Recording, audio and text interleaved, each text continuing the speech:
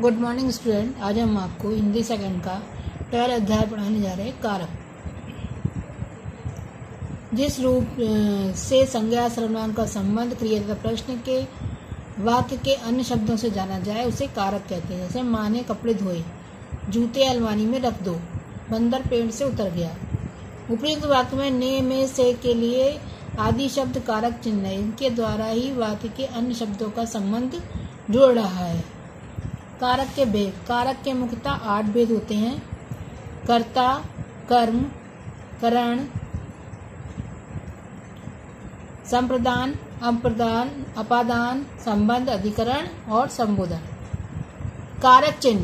कर्ता ने कर्म को करण से के द्वारा, संप्रदान के लिए को अपादान से अलग होने के अर्थ में, संबंध का की के रारी रे, अधिकरण में पर ऊपर नीचे अंदर बाहर, संबोधन हे रे अरे भो।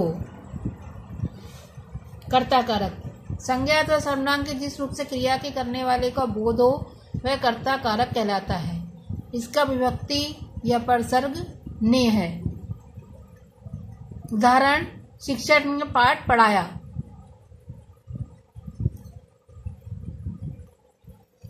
अगला है कर्म कारक। संज्ञा या सर्वनाम के जिस पद पर क्रिया का प्रभाव पड़ता है उसे कर्म कारक कहते हैं।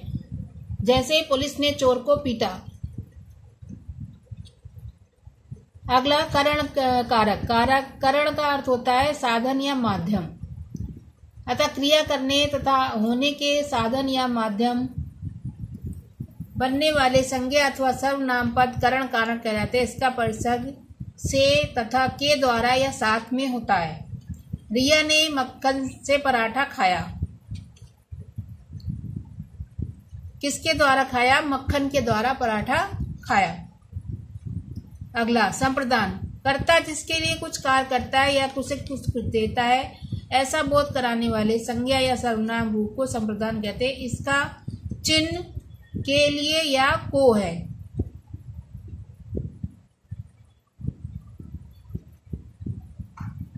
जैसे मोहन ने भिखारी के लिए खाना दिया।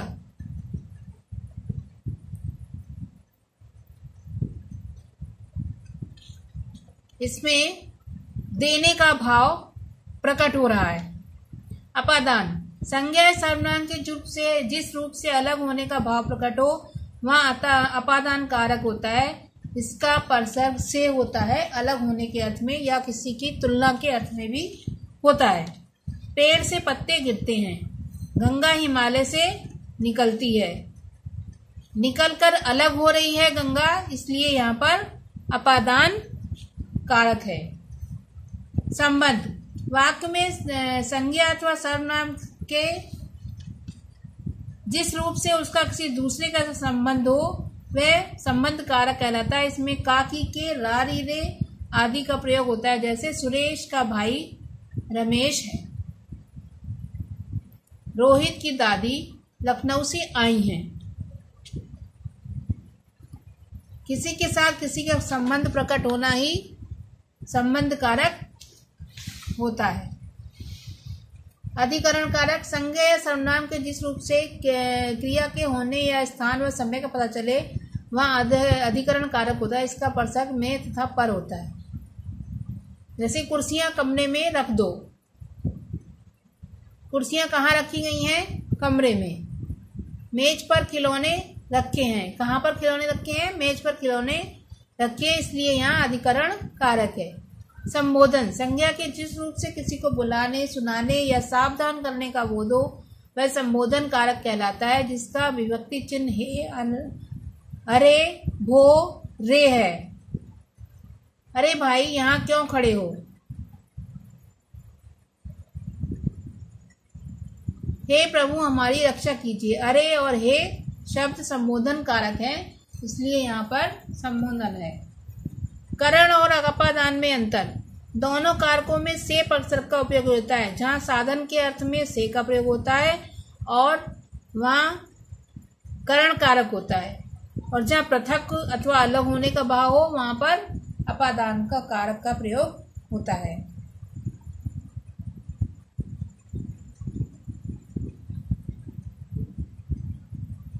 कर्म कारक और संबंध कारक में अंतर, संप्रदान कारक में अंतर।